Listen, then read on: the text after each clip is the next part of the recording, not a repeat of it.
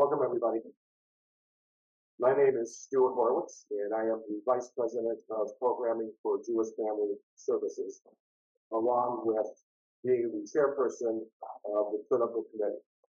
I want to give special thanks to Brish Shalom and the JFS board member, Rabbi Michael Singer, for hosting this special event.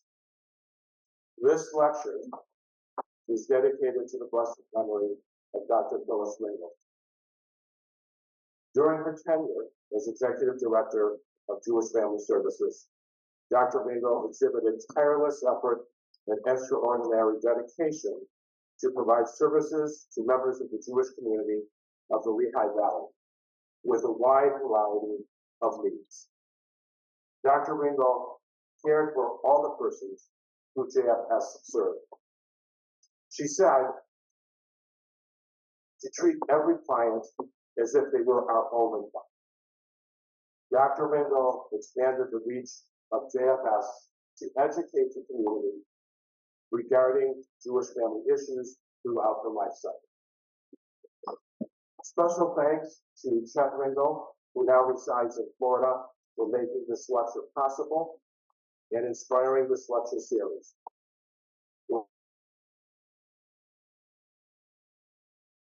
We're also happy that the Sons are jointly hosting this 12th annual Phyllis Ringel Lecture, which for the first time ever is being offered as a hybrid model with an in-person and Zoom component. I would now like to introduce Debbie Zeller, JFS Executive Director, who will moderate our panel discussion. Thank you, Stuart. Before I proceed, I just want to make two announcements. One, I just want to thank David Payne, who is here from Brit Shalom, who's been helping us with our technical assistance, which is always very important because it can't be heard and our program has a problem. The other special thing I would like to recognize today is one of our staff people who's been here the longest staff member in our at JFS, and she was hired by Dr. Phyllis Ringel. So it's a really apropos that today is Marcia Schechter's 85th birthday.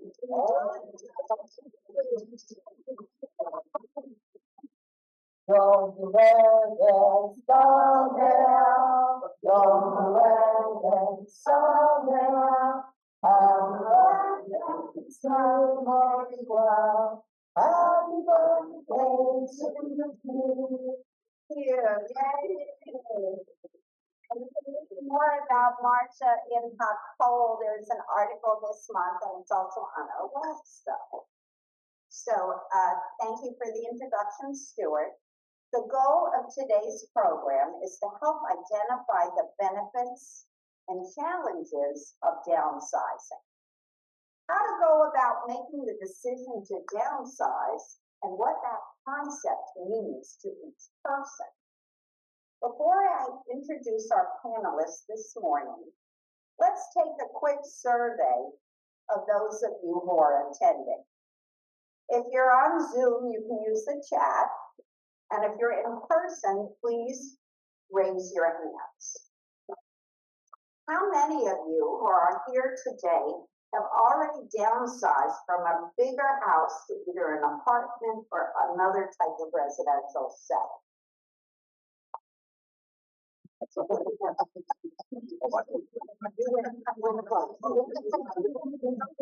Okay, so we don't have a lot of people who've already done it. I think I counted two. How many of you are contemplating the possibility of downsizing and came to this lecture to learn more about it? So we got a lot in that category. Okay, this is good information for our speakers. How many of you have pretty much decided you're not downsizing, it's not necessary, and you're planning to age in the place where you are currently living? We have a couple of those. Okay. How many of you came to this lecture because you are children of parents who are aging and you have concerns about your parents. How many of you came to this lecture because you have concerns about what your children say to you about downsizing? Only some of us. Only some of yourself, believe me, the stuff will only go so far.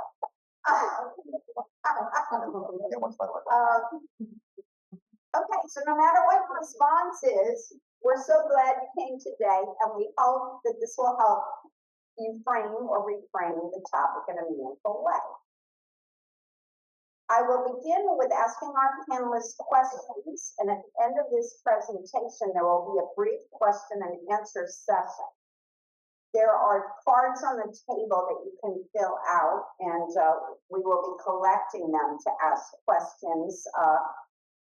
Our manager of marketing and development, Tavia is sitting over here and has done a lot of work for this presentation.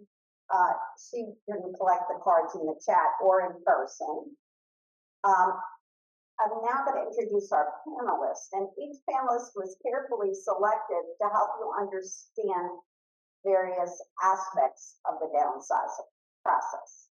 I also selected these people because they personally connect to JFS and they have a lot of knowledge about JFS, and I thought they would be very engaging with you.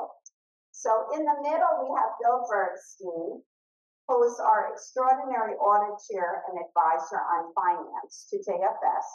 And he's going to share his experience of moving from his home of over 40 years recently to an apartment. Bill moved just a couple of months, not long. Almost a year. So much time goes when you're having fun. How did Bill arrive at this decision and having to develop a plan to downsize and move? Carol Wilson, who's right over here, is our JFS social worker who is a licensed master level social worker with a special certificate in gerontology. She's going to address the emotional aspect of making the decision, what to discuss with family and friends, and letting go of all of your stuff. Renee Hellman is a JFS board member who worked in the organizing business, and she walked many persons through the process of downsizing, as well as providing referrals to see the move through. Renee was certified as a senior move manager through the National Association of Senior Move Managers. Okay, so we're ready for our questions, and we're going to be very informal about this and just kind of take turns and go with it. So my first question is, when should you begin to have the conversation about downsizing?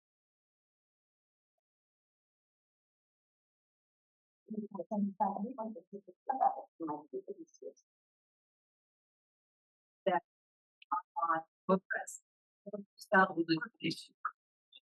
you hear me now? Yes.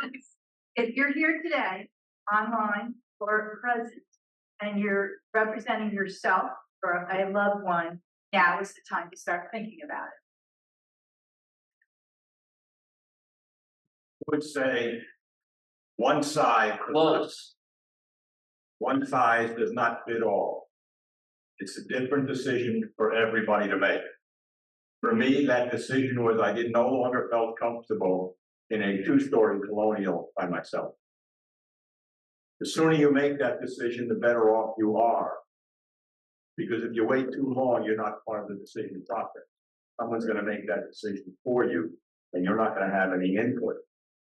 So I have told my children and my family, my extended family, which is quite large, when you see the old guy slipping and you think he needs not to be left alone anymore, I want you to speak up and tell me that. My oldest son said to me, "Dad, don't worry about it, we got it covered." I said, "Please explain to me what we got it covered." He says, "When we think you should no longer be alone, we are putting you on J-Day." As a matter of fact, the lady across the hall is really interested in meeting you.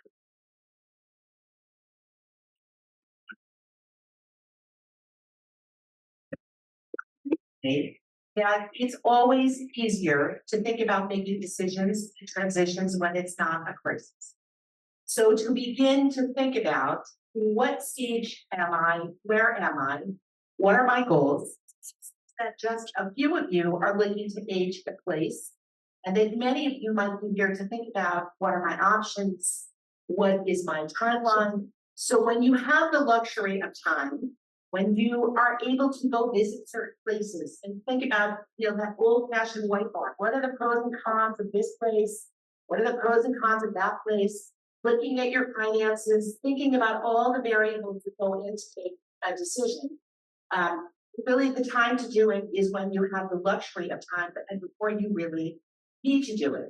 It's our colleague, Wendy Brown, one of the social workers, the Jewish Family Service. She always says, for people that, like Bill said, maybe wait a little too long and then it becomes a crisis, Wendy will always say, wait for the crisis and the crisis will inform the plan. That's a very stressful way to be. It's a stressful way to be emotionally, and it could also limit possibilities, because if you're looking to move immediately, your first choice for your best place is over here, but there's a waiting list of 6 months or a year, and your last choice is over here. That's the only place that has something.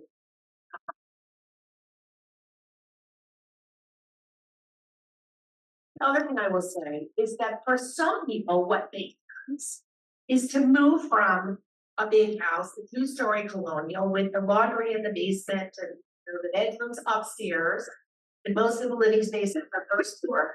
For a lot of people, what makes sense is an interim move. So moving to a smaller ranch home or a garden apartment, and that you begin to invest a lot of your possessions, you begin to make your life easier, you may not have to be taxed anymore, those kinds of things. So some people it's a once and done, other people it's a, and that's right, like what Bill said, that this is not a one size fits all. Thank you. And it had occurred to me, because I have a lot of clutter, is that maybe you should declutter before you think about downsizing, or I think it's hard to downsize if you haven't, so maybe there are different steps. My second question is, what is the most challenging part of making this decision, or how do you assess the pros and cons when you're thinking about size? But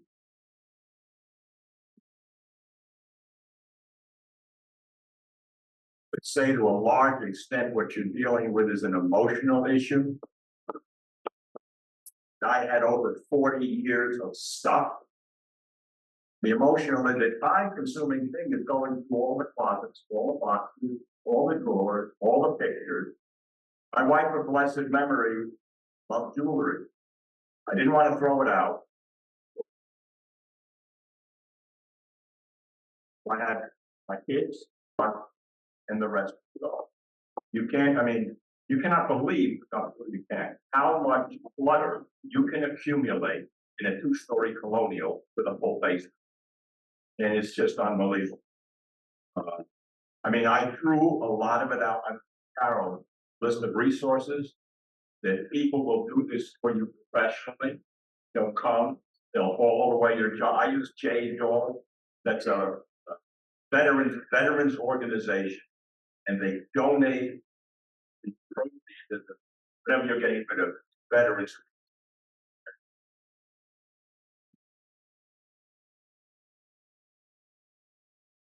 There are a lot of resources out there, and Carol does have a list at JFS. Right? Carol has a list that we provided to JFS of resources here in the Valley that we are comfortable with. That I provided companies that I've used in my work and know that they're reliable sources. But the thing is, as Bill said, it's overwhelming, and that's what's keeping a lot of people from doing this, is what am I going to do with this stuff?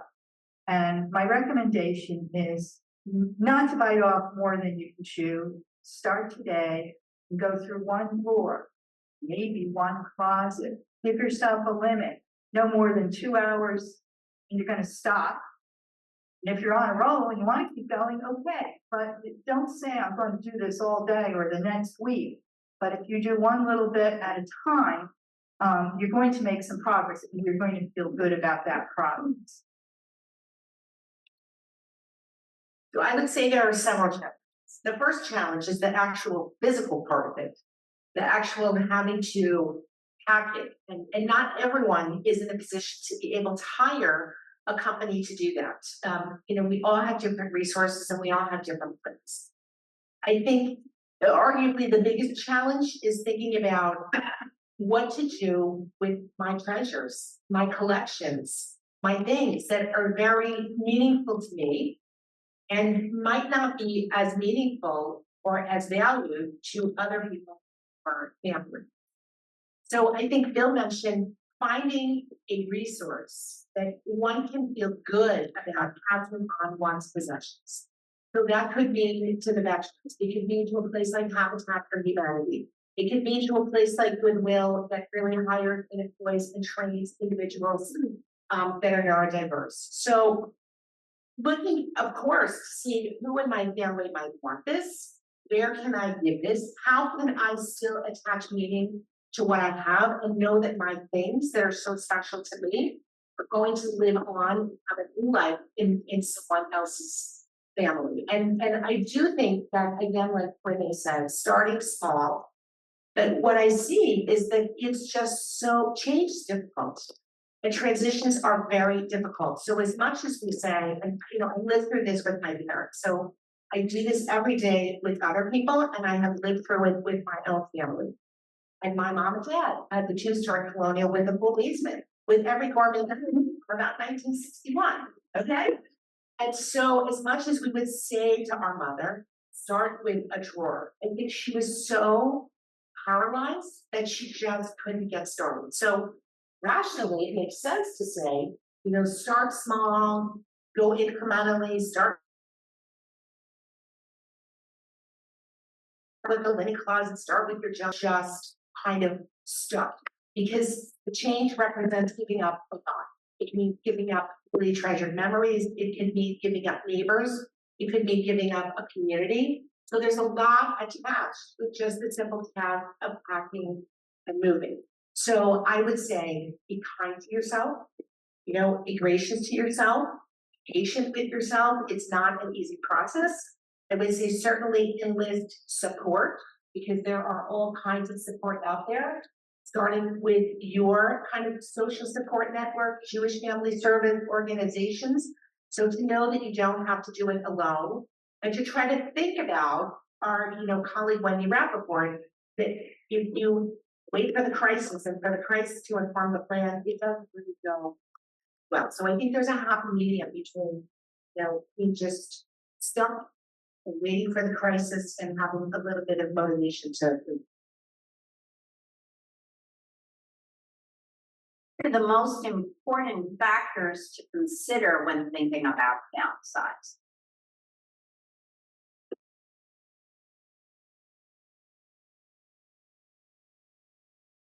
One step back.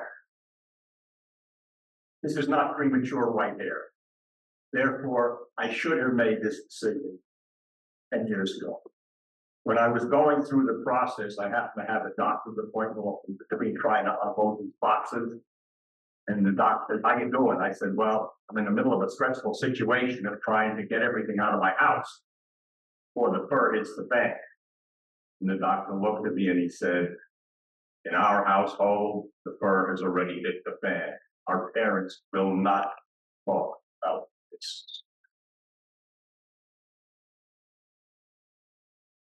There's an awful lot you have to consider. You're going to consider the downside. What are you looking at? Are you looking at an apartment?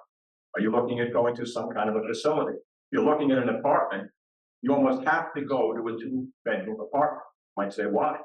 Because if you don't go to a 2-bedroom apartment, you don't get too bad. If you don't get too bad, you don't get a walk-in shower. And if you're a senior citizen, you don't want to be struggling trying to get in and out of a tub. Do you have a garage? Do you have a carport?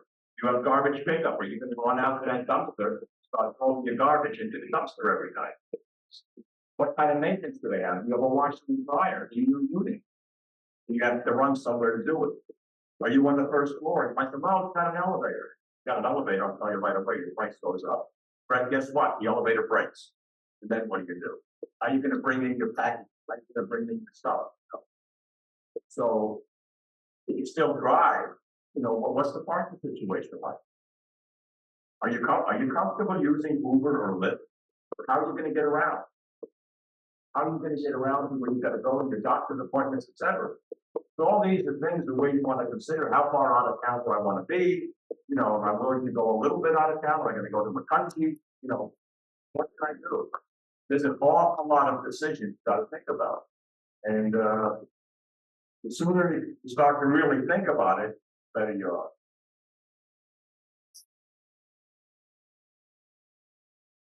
I think there's a variety of variables for individuals to consider. One is obviously finances, because what is in Bill's budget may not necessarily be in my budget.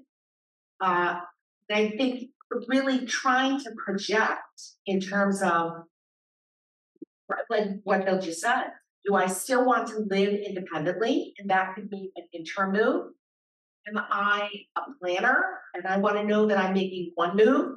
I'm going to go through all of this effort and all of this work and just be settled. And that's really a more how you're hardwired.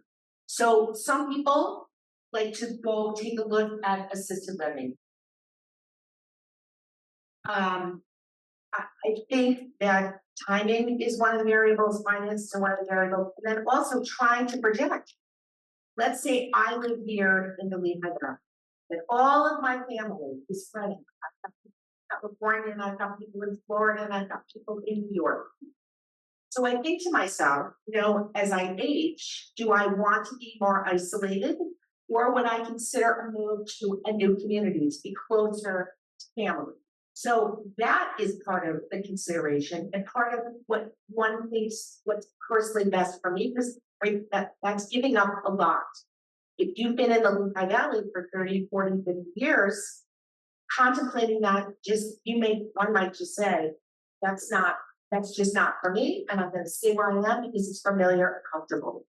So I think it's a lot of variables. I think these are not easy conversations to have. Thinking about my needs as I age is not necessarily the easiest thing to think about. And I think that's why, in my experience, working with families from all over the Lehigh Valley, a lot of people choose to, like Bill did, say, my house is just overwhelming. It's a lot to take care of. It's a lot of time out of my day. It's a lot of finances to pay taxes and mow the lawn and fix the roof and all those kinds of things. But I'm not quite ready for assisted living. That's not for me. And I think that I go when I look there and maybe people are just not like me, or they appear older as me, or less mobile as me. So to think about that, it simplifies what's life. A lot of variables. I just want to piggyback on something Calvin said.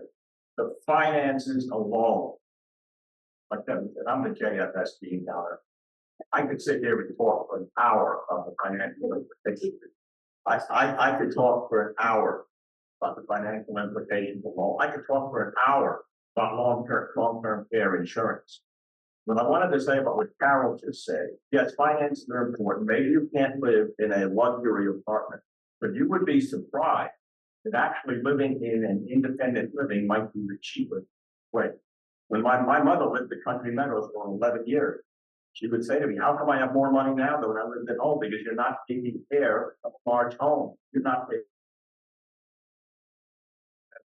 quarters, but you don't need bigger quarters. You're not going to need a two-bedroom on a plane, because in a assisted living or independent living, it's all walk-in showers. You've got care right there. Something goes wrong, you push a button, and it's not as expensive as when you think, because if you're having a house now and you sell it and you invest the money, you've got a stream of income to kind of cover it. But anyhow, that's a whole other topic for a whole other day. I mean, as everyone's talking, it's going through my mind, and I had a question that I had gone over with the panel, and they told me to ask the question, but my question, and I got rid of it, but I'm answering it.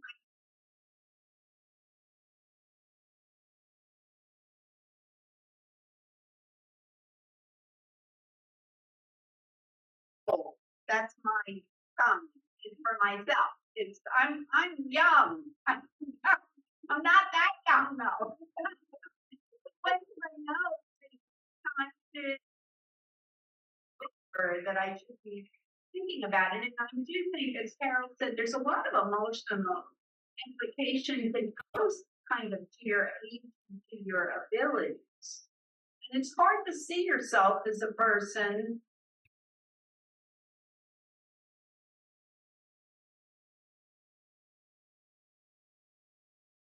all it really does sometimes take is one phone.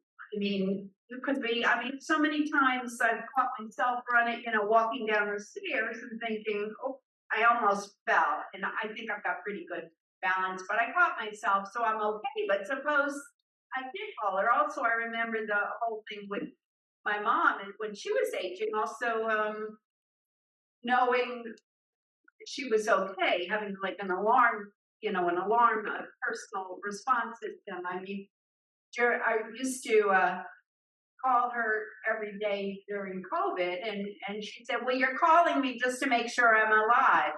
I said, "You're right. I am, because that's important to me." But how do we? I mean, I remember finally she became convinced by somebody else at an organization that somebody in her age, in the being 90, should have an emergency response to make you live alone. But so other people really said that kind of resonated with her. So it's a lot to think about.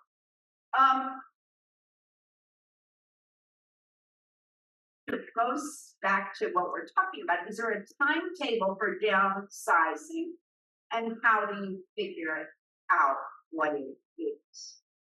And I'll just say is that in a way there's been a lot of research done about life stages and how in some ways our life stages are not planned out well. For example, people in their 30s or 40s, when they're having their children, that's their busiest time of their lives. They're so busy working and putting food on the table and getting ahead that often they don't have that much time to spend with their children. We, as we get older, we have maybe more time to spend. So there's a whole thing called it's like a reimagined map of life that came out from California. And if anybody's interested, I could send it to them. But it's thinking about maybe you talk about this topic as a younger person. Where do I see my life going? What is my dream? I mean, they're saying that kids today, the younger kids are not so interested in having these big houses.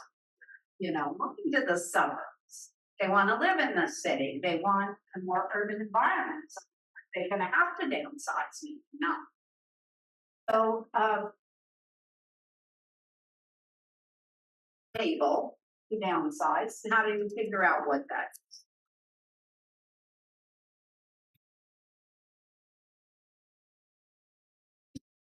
Back on what you just said, with the younger people, if we're talking about our children or grandchildren. I just want to point out one thing to you. If you're holding stuff for the family members, professionally, I heard all the time, "Oh, I'm holding this for my granddaughter." And my response to that is, have you had the conversation with your granddaughter? Because she really might want it, or she might not want it. And you have to face that reality.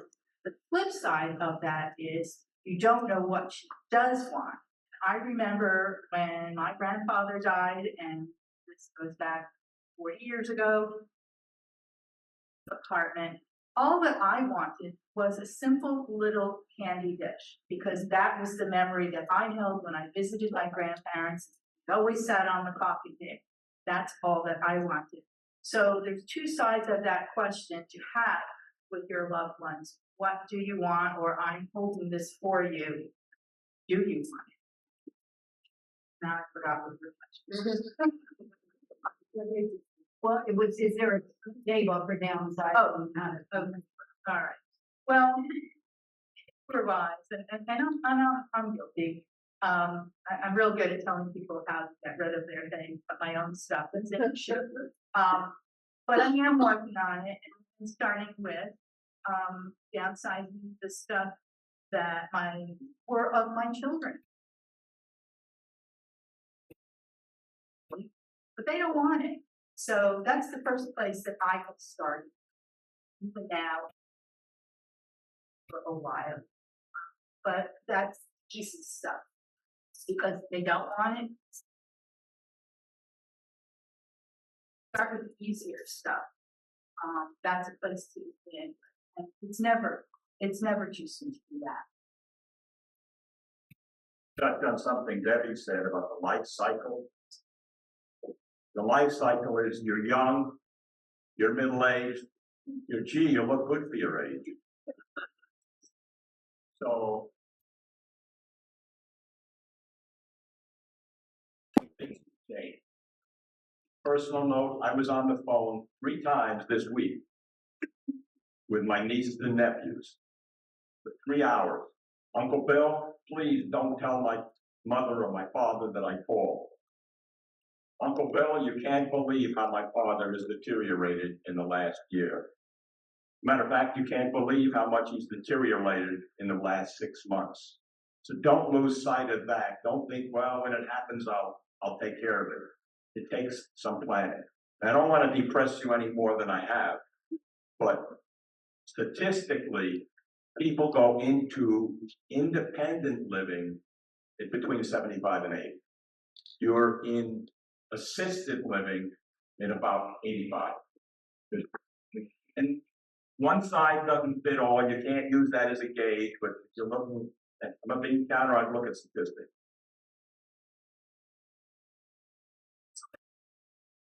Talked before, timeline is now, right? You're here, which says to me that you have some interest in this topic, and you've been thinking perhaps about this topic. And I hope that we have shared some information that could perhaps spur you on to take a couple steps forward. And again, knowing that there's resources, community resources, GFS resources individually. But I think starting with the easy stuff, when you don't have to do it, is a good way. I can remember when my parents were selling the house, I had 2 sisters, oldest 3 girls, and my mother made 3 files. And she said, you have X months, I can't remember what it was, come go through it, claim it, or it's all going out the door. So I think that's one way to do it, to really ask the people that you care about, if you are thinking about downsizing, is there something in this house that you have attached memory or that you really like, or it would fit in your house or your space? And kind of put a mental post-it on it. Okay, I know this, and I know this, and I know this. And then the next thing to think about is, well, where am I going and what's going to fit? And there are resources, right? I'm not very spatially oriented. I really get challenged with that. So I need a little bit of help for somebody to measure and say, you know, this would look right here, and you could bring this, and you could bring that. And then begin to work backwards.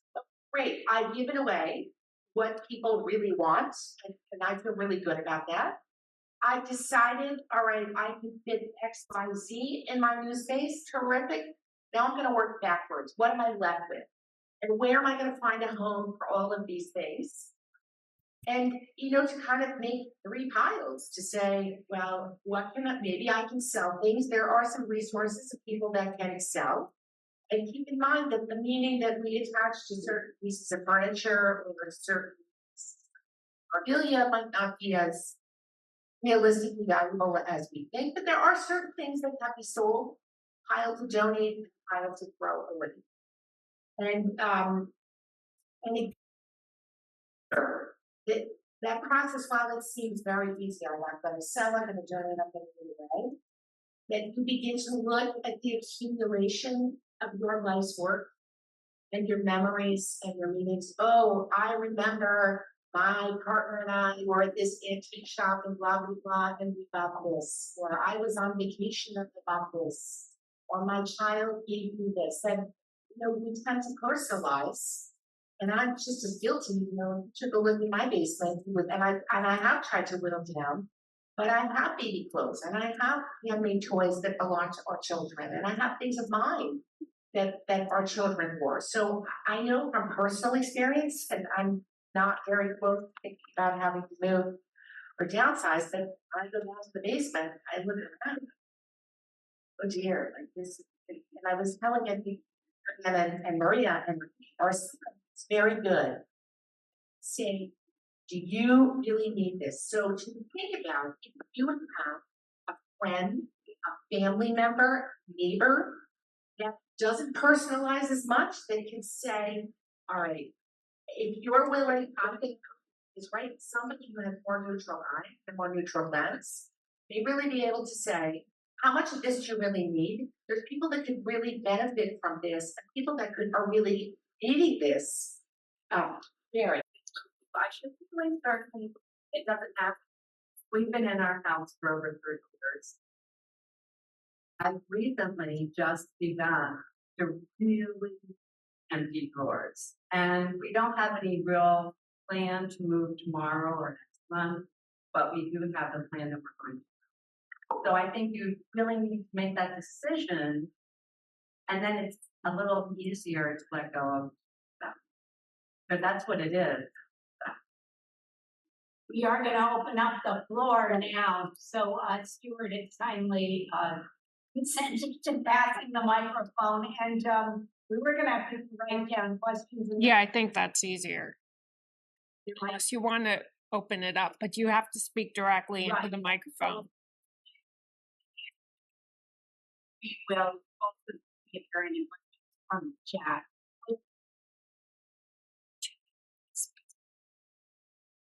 Question about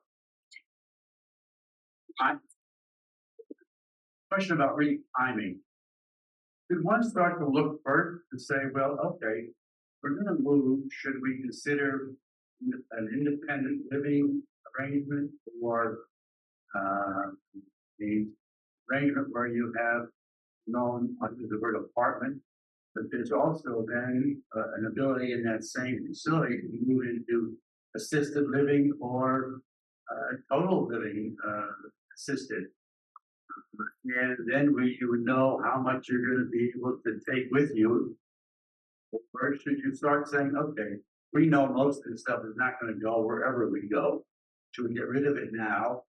And then we have the wherewithal to say, okay, we downsized to what we basically need for the rest of our lives, hopefully, and can then begin to look for some place to go. I know here in the Lehigh Valley, there are very, very few places with, 3 stages of care and things like that. And especially if you want to consider, are there Jewish residents that you can have some companionship with if you need that, as well as just the general public. And so where do you go? What do you start with first?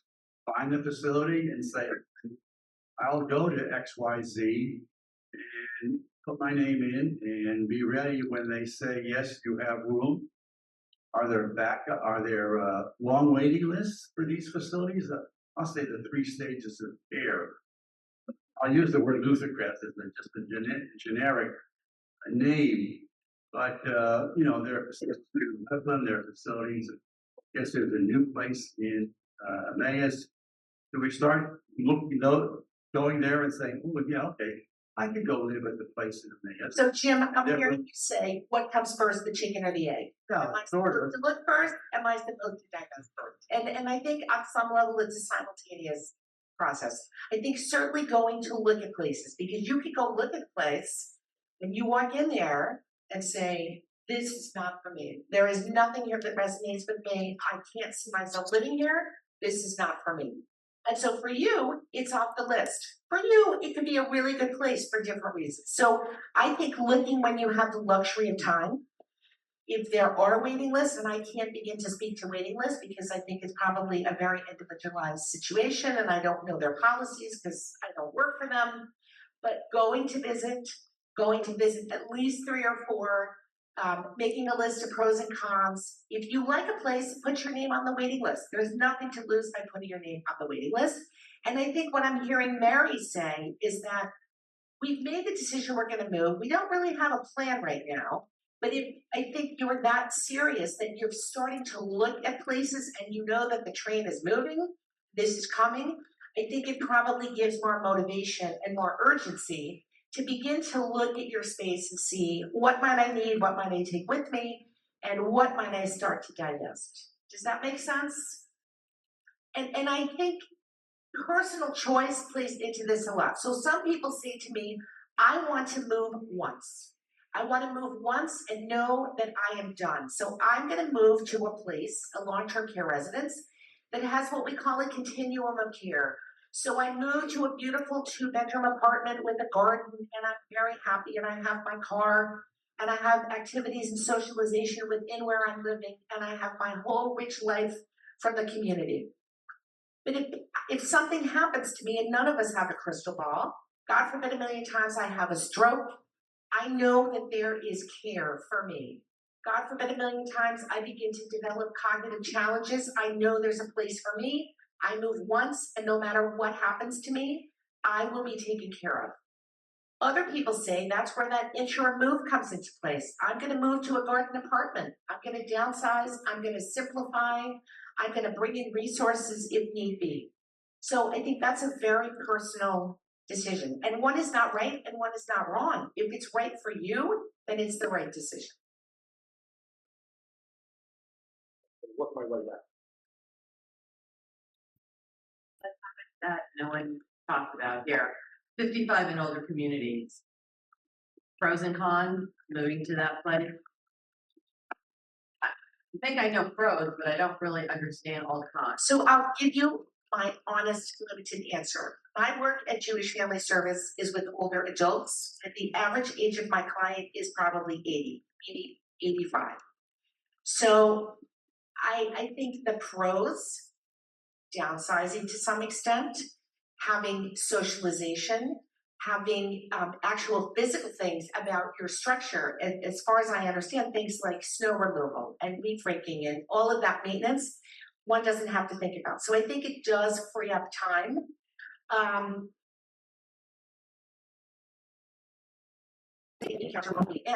don't know the financial implications of purchasing at a 55 and older community. I think they tend to skew more expensive. And then I don't really know the financial implications of I moved there at 60 and I lived there for 10 years. And God forbid a million times I fall and I break a hip and it's too much and I can't navigate, or I'm not resonating with the people in this community, or geographically I want to move to Georgia to be closer to my daughter. So there's a lot of unknowns as we all move forward. None of us have any guarantees. So I think the downside would be more the same as if one moved to an independent apartment as a way to downsize and a way to streamline and a way to make things easier. With any of these, there's significant financial implications that it's impossible to go into here. 55 plus communities, some of them are really nice. I don't know of any of them that are cheap, because you've also got that monthly maintenance fee, which is quite expensive. You go to one of like the brand new facility in Rodale that Jim mentioned in Emmaus, they take care of you for the rest of your life. It's my understanding you are looking at a price tag for a 1-bedroom with maybe a little attached studio. You're looking at a buy-in of about $400,000, $500,000 plus $4,000 a month. That's a significant cost. And what happens if, God forbid, you're there for a year and something happens to you? You really need a financial advisor, a financial planner to assist you with this, because what happens if you get any of that money back? I just spent quite a bit of time with my sister-in-law playing around with the long-term care because they tell you. Like, we know you probably can't afford this, so we can do X, we can do Y, we can do Z. Or if you don't like any of those options, call us and we'll tailor one for you. You need a financial planner to figure this out.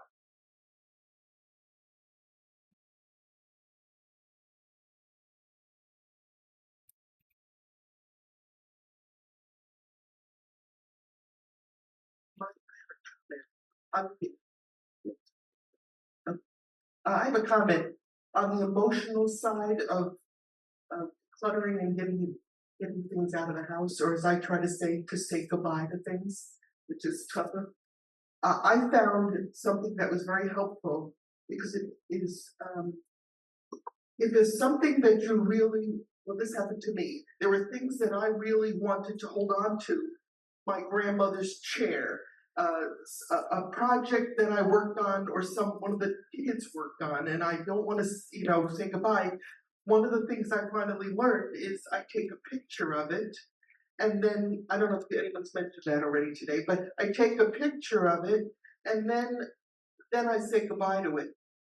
Donate it, give it away, throw it out if necessary, because I realized it was not the object that I wanted, but just the memory of it. So I just wanted to throw that out also, because that's helped me say goodbye to a lot of things that I wanted, that I had an emotional attachment. Great. What a great technique.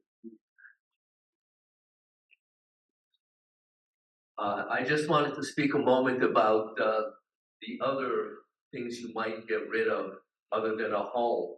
I'm serving as an executor for a former congregant. I'm shredding up both bank statements and health care things that go back to 2011. So, Bill, how long do you need to keep, let's say, IRS, your tax return and the supporting papers? That's a loaded question. Okay, this is 7. I'll make it easy. Well, it depends. If you're talking about an asset, you have to have the original documents on how much it cost you.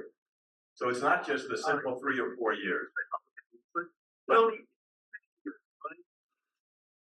your tax returns you keep for 4 years. 3 years is a statute of limitations, but you're always 1 year back. Okay, so forget Bill's other thing. Don't keep 10 or 15 years for it, because your executor is going to have to shred it up. You may have an elder lawyer, but you're not going to pay an elder lawyer to sit there, right, feeding the shredder. So don't hold on to that stuff. You stay in your home. Photos.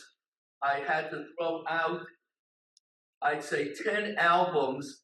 I'm not even sure whose they were, but not one picture was labeled.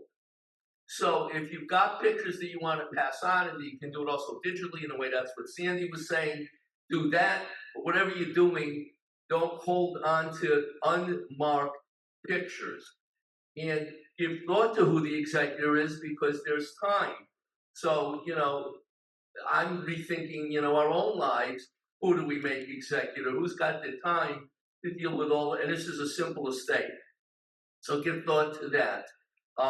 So it's not just, I think, about, the house or no house, but, especially when it comes into this paper realm. And the final thing I'll say is, I'm also thinking about, we need to update our wills. Because as a simple example, I went to Columbia University. I left something in my will for them. Well, I'm rethinking that. Even though it's pretty up to date, it's not up to date enough. So the downsizing, I think, and aging isn't just about whether you stay in your house or you leave your house. In addition to the will, you really need to consider about a power of attorney. Yes. And that gets into one really dicey situation. You've got 3 kids. Which one goes on the power of attorney? You say, I'm going to put it right. You got a durable power of attorney, you got a medical power of attorney, and who am I putting on there? And you say, well, I'll put all 3. Well, it's not going to work that way, because who's the decision maker? The lawyers are not going to be happy with that. Now you've got a family conflict situation that you got to bring Carol in to resolve. So my question is basically a 3-part question. how do you decide what items, photos, and stuff is worth keeping? Because right now, in my sort of time of life, I have a house and it's filled with my grandparents' things. I have my grandfather's toolbox, who fought in World War II, built Navy ships in the Brooklyn Navy Yard. This takes 2 hands just to lift. He did it with one walking on a girder. I mean, right? So, photos, stuff. How do we know what's worth keeping? The emotional component that Sandy talked about, for me, it's like there's something about a photo, but photos, you know, I have all my grandparents' photos. I have my parents' photos. I let's just say all their art and things that are just stacked in my basement. I have the baby clothes from my kids. We saved each year bins. This was zero, like some of them were handmade. And we have just tons of things. Tons. But it's my life journey. It's my family's life journey. From Europe to the United States to like this stuff is, and it's been handed down now to the third. I'm a second generation American, so I'm the third generation really that now has a lot of this. What's an heirloom? What will our kids say? And I'll add one other piece. It not only is it an emotional thing to go through and to feel like you're throwing away your history and your life, but there's the aspect as a rabbi, I have sacred books, lots of them. Where will they go? Maybe my kids might take some, but most likely not. And so, it took a lifetime that some of them were passed to me. Some of them are unique. They're one of a kind. I have a Talmud from Vienna where my family came from. That's not even a Vilna Shas, it's a Vienna Shas, which means it's an edition of the Talmud, a printed edition from the 1800s, that from 1810, that you can't go and buy on a shelf. Like, you know, so what do you do when you're going to be in a limited space, when you know you need to start going through, and it's an immense amount. I know, take a drawer at a time, but it's painful, and you don't know what you're going to do with all this stuff. So I have my grandmother's dishes, I have my great Aunt Molly's dishes, I have like how many, I rotate for Shabbat, like we'll have Aunt Molly tonight, or we'll have, my grandmother, or we'll, whatever. So the pain is real, I hear you. So I'm gonna offer a couple of suggestions. I'm hearing there are some very, very special and unique things that you have in your possession. Might there be a Jewish museum or a world war? The grandfather's toolbox. What era? So that was World War II. Right. I have my great uncle's World War I when they fought for. So there's a World War II museum in New Orleans, right? And I'm wondering if there are certain really unique items that could have meaning and value to many people, that might be a very special way to honor, divest, take a picture, right? In terms of just the volume of photographs, to digitize them, right? Like if you want to keep them, you can whittle down, a box like this to, a file like this. I mean, I wouldn't just put it all on the computer because you need like a 300 clouds to put it on. But there's a way to say these photos have meaning and value to me, but some of those, it's just a fire hazard, just the sheer volume of paper and then you can ask Rabbi Judah about the books, because we get phone calls on a very regular basis. This person passed away and there are all these Jewish books, and what do we do with them? And it's, the day school doesn't really want them, and Temple Bethel doesn't really want them, and Brit Shalom doesn't really have a place for them. So that's a real challenge. The Jewish books, some of them have ended up in a Geniza because they just haven't been in really such great physical condition. And so to think about, that's a particularly challenging question, because I think you know, and Rabbi Judah knows, the reality of what am I going to do with these books and all of these books. And maybe your children might want a few of them, but probably not the level to which you have in your home. So I think you've recognized that these things have meaning. I'm hearing that you feel like you're now the depository of your family's story. And that part of this, And my own. and your own, exactly, right? Your own with your family and your parents and your grandparents, and that story is no less meaningful, no less powerful, whether you have those items to attach that meaning or not. So to remember that part of it is that the memory lives in here, and not necessarily in the toolbox. It's really difficult for you to pick up. If you're using something, that's one thing, right? Like, I use the dishes. I know, I mean, my son may want some of them. He's told me, Rebecca's a thrifter. She just can't be bothered with any of it. So I think about that. You know, who's going to take these dishes? Where are they going to go? Is somebody going to enjoy them and attach meaning to their own life's experience and make their own memories? Maybe not a Shabbat dinner, but a Sunday night dinner with their family, and that I'd be okay with that. So I think part of the work is in here to think about what is my tolerance for being able to let go of things that I know are important and I feel like they've landed with me, and it's my responsibility to be respectful and to do the right thing. But if you're looking around and saying, oh my goodness, I'm feeling a little overwhelmed and I'm feeling like this is just a lot of stuff to think about, right? Can you start with one project and say, okay, maybe the photographs, because there are ways to digitize. You know, you can send them away. There's local places here where you can bring a shoebox, and as much as you can put in a shoebox, I think it's $40 or something like that. And that you might feel that, okay, I'm not going to tackle it all because it's just too much. Too much physically, it's too many errands driving here, there, mailing something off, whatever. And too much to think about, oh goodness, I've got this piece of my life, and right, to maybe, right, all right, I'm going to tackle the photographs. Or I'm going to go through, you know, Miriam and Morty's things, and I'm going to pull out. So for me, what worked, I kept the outfit that Ben wore for his bris. I kept the outfit that Ben wore home from the hospital. I kept things that were mine. I kept things that were core memories that I really couldn't begin to just contemplate getting rid of. And I whittled down, because I'm a saver, just ask my husband. I whittled down everything. There's one Tupperware bin in the basement, just one. And I'm kind of okay with that. My kids may never have kids. I'll cross that bridge when I come to it. But a way to say, I'm going to save some. I'm going to save what's the most meaningful, what's the most special to me.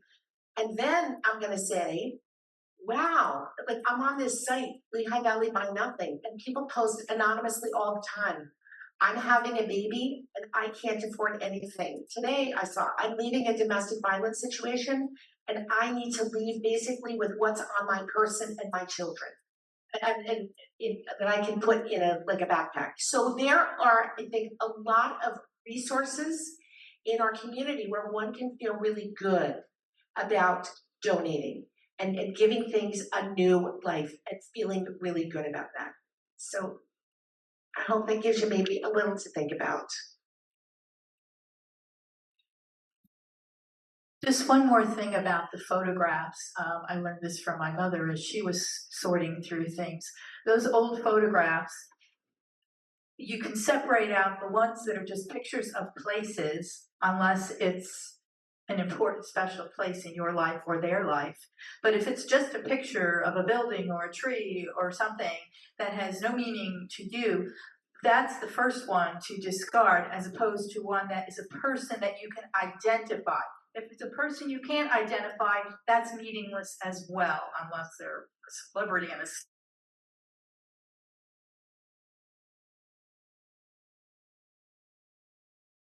before the phone photos. I mean, now we take more photos, it's ridiculous. But when you had to print out the photos, there are things in there that it's just a picture, but it really has no meaning. Those are the first ones that are easy to discard.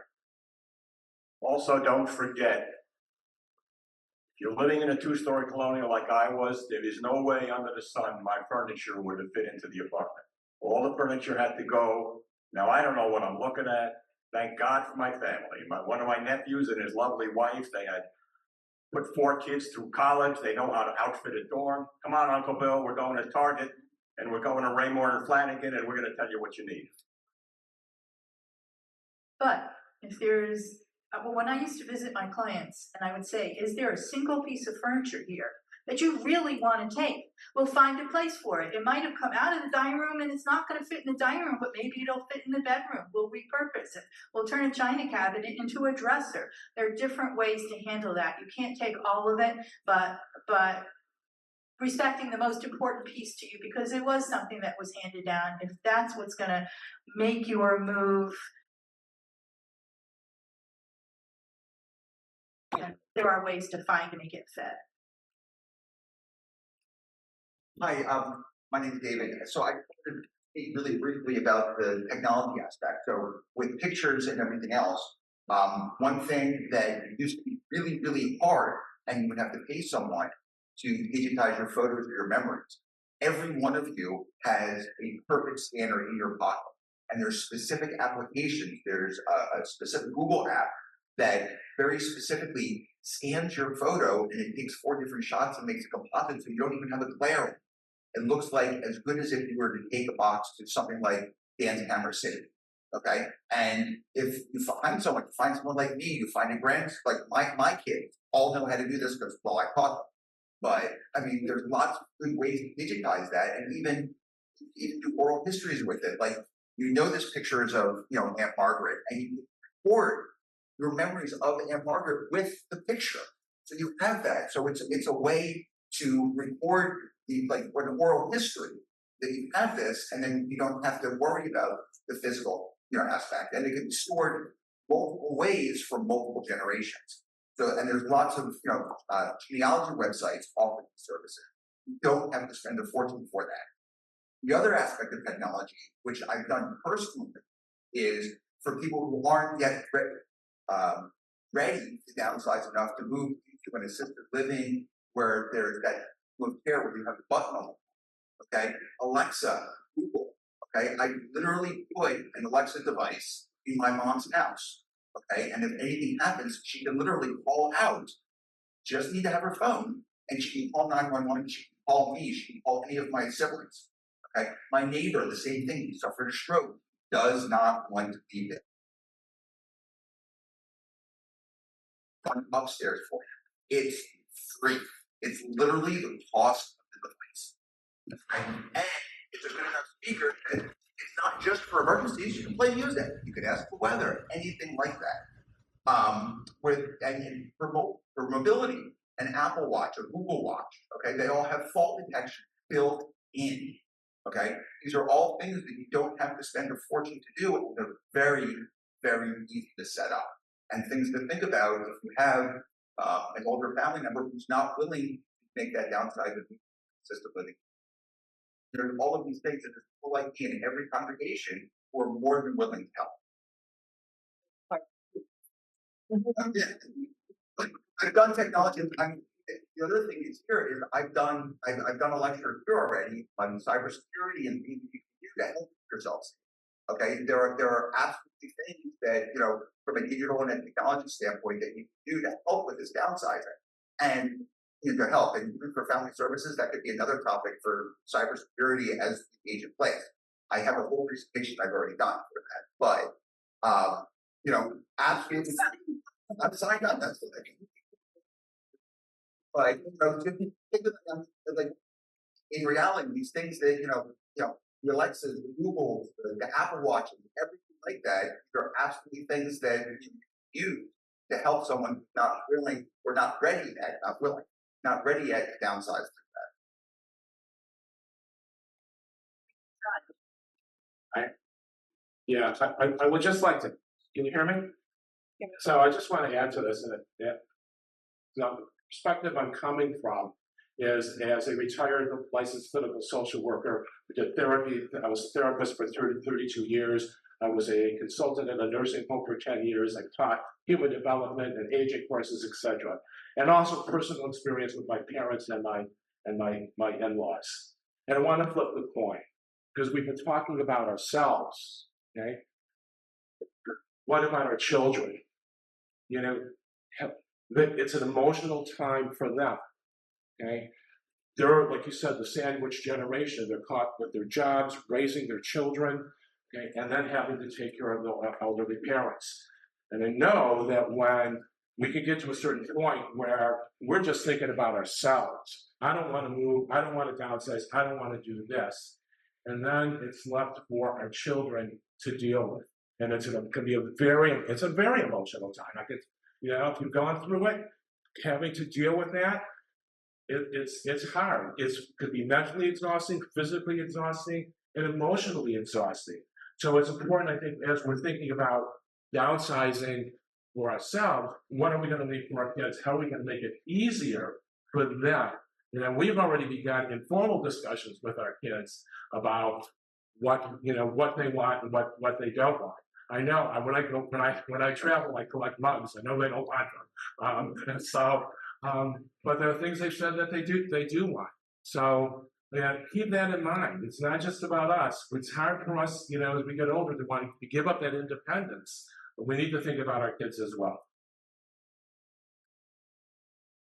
That actually leads to the question from the Zoom chat of any suggestions for how children can support their parents without irritating them.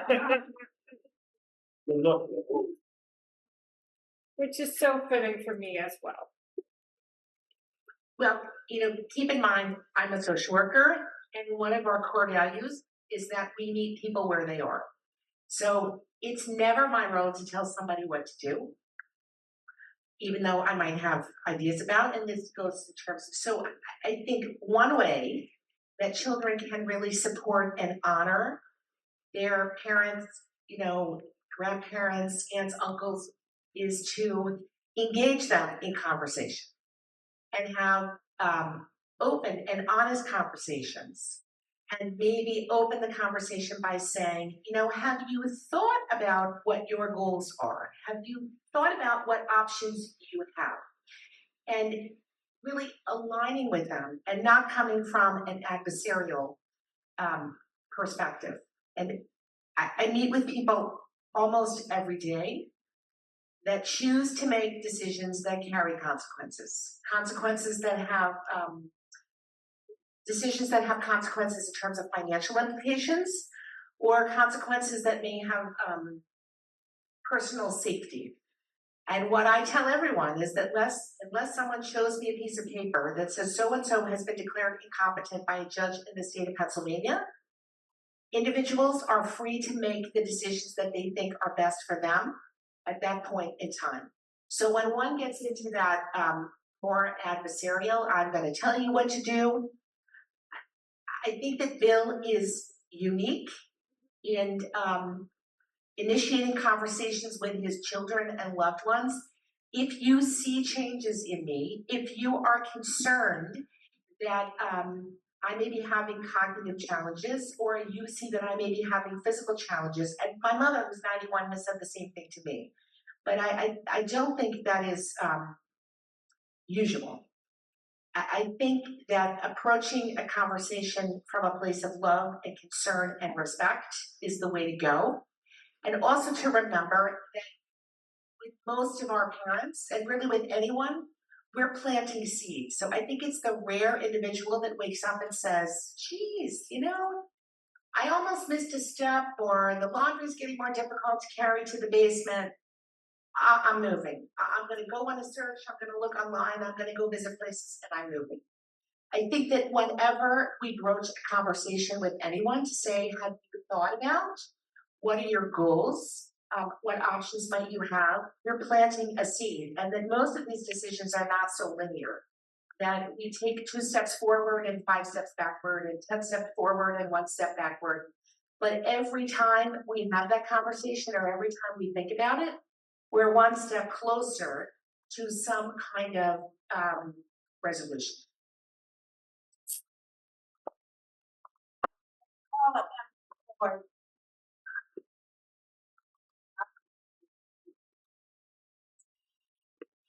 Really appreciate.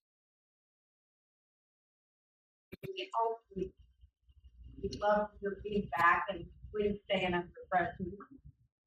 Hi, I'm Emily Ford, JFS Board Secretary and Board Member, and I want to thank the Ringel family, all of our presenters, Rabbi Singer and Brother Shalom, the JFS staff, particularly Chelsea Karp, JFS Director of Operations, for coordinating the refreshments, and Tavia Minich, Manager of Marketing and Development, for coordinating the setup and technology. Thanks to all of you for coming. We hope that today's program has helped you think more clearly about the downsizing process. JFS has resources that can help you, and you're welcome to call our older adult social worker, Carol Wilson, if you want to have a conversation about this topic or other challenges. JFS accepts Medicare and also offers individual counseling for older adults. Our clinical social worker, Laura Garber, is here today. You can always check out our website for more information. Have a great day.